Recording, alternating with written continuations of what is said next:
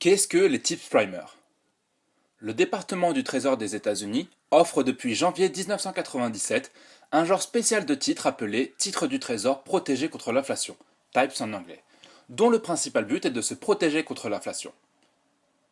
Comme la plupart des autres obligations à long terme, les tips sont délivrés avec un taux d'intérêt nominal fixe, appelé coupon, et à une date d'échéance fixe également. Les obligations indexées sur l'inflation forment une catégorie d'obligations qui a connu un succès grandissant ces dernières années, aussi bien auprès des investisseurs que des émetteurs. Car à la différence des obligations classiques, les flux de trésorerie d'une note de TIPS sont liés à un indice des prix pour protéger les investisseurs et les émetteurs des conséquences économiques des fluctuations des prix des marchandises. Cet indice des prix à la consommation est appelé IPC. Par conséquent, une bonne compréhension de cet indice est indispensable pour l'analyse et la négociation dans le marché des TIPS. Les valorisations de marché des TIPS sont directement et mécaniquement liées à l'indice des prix de la consommation, IPC ou CPI en anglais. Commençons donc par le début. Nous nous placerons dans le cas de la France, mais l'explication est tout aussi valide aux États-Unis. Le pouvoir d'achat représente ce que les ménages peuvent consommer en fonction de leur salaire. Il est donc dépendant des revenus et du coût de la vie. Pour le calculer, il est nécessaire de jauger l'évolution des revenus et des prix. La mesure des revenus dépend, elle, de nombreux paramètres. Chaque ménage reçoit 1 ou 2 salaires chaque mois, des aides sociales et des revenus de l'épargne. Il faut alors y soustraire les impôts et les taxes de l'État concerné. Ensuite, la mesure du coût de la vie est donnée par l'indice des prix à la consommation. Il est calculé par l'INSEE, qui comptabilise des milliers de produits ou de services consommés par les populations. Réactualisé chaque mois, il prend en compte les variations des prix pour chaque article du panier. Cette actualisation permet de tenir compte de la disparition de certains produits et de l'apparition de nouveaux sur le marché. En fonction de la hausse ou de la baisse du pouvoir d'achat, les ménages se sentent plus ou moins bien, et cela est dû aux données statistiques de l'INSEE. Les TIPS se sont passés d'une infime partie du marché du trésor à un important marché à fort potentiel de croissance. En effet, le montant des émissions des TIPS a fortement augmenté, passant de 60 milliards de dollars en 2009 à 150 milliards de dollars en 2012.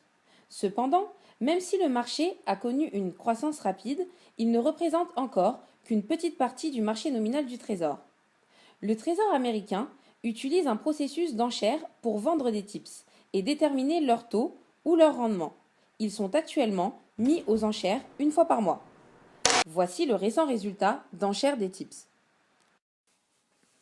Comment valoriser ces TIPS? Ces instruments comportent une caractéristique de type optionnel appelée coupon variable, qui les rend plus intéressants que les obligations classiques en période de grande incertitude sur la trajectoire future de l'inflation. Une obligation indexée sur l'inflation, appelée OII, voit ainsi son prix varier en fonction de l'évolution des taux réels et de son indexation sur l'inflation. Une relation existe entre ces éléments et c'est une équation d'un économiste américain appelé Irving Fisher qui nous la donne. En effet, ce spécialiste en taux d'intérêt et en théorie sur le capital met en évidence en 1907 l'intégration d'anticipation d'inflation dans les taux d'intérêt nominaux à travers sa célèbre équation.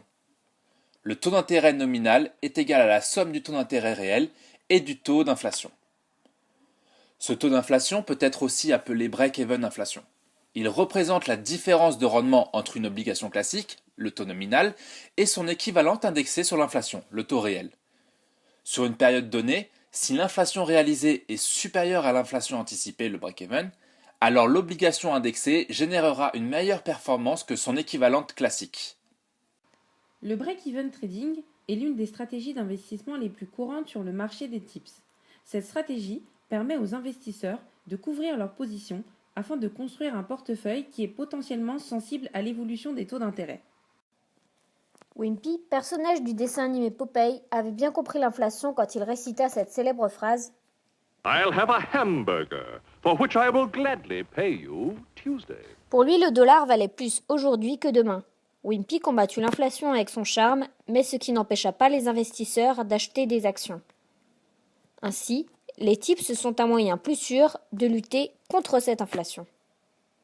Après avoir compris que l'évaluation du marché et l'évolution de l'inflation jouent un rôle clé dans les break-even et le marché des tips, la prochaine question qui vient est « Quel est le rôle de la Fed ?»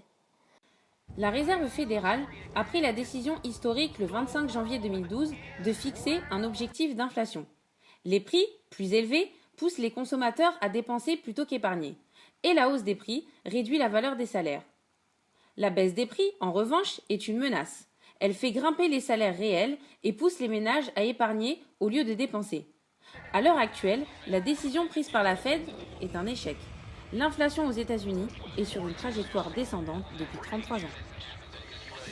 La Fed a donc reconnu qu'une inflation sous les 2% de façon persistante peut causer des problèmes au niveau de la performance économique et affirme que si l'inflation reste basse, la Fed pourrait avoir à modifier la trajectoire de resserrement monétaire qui impacterait les tips en premier lieu.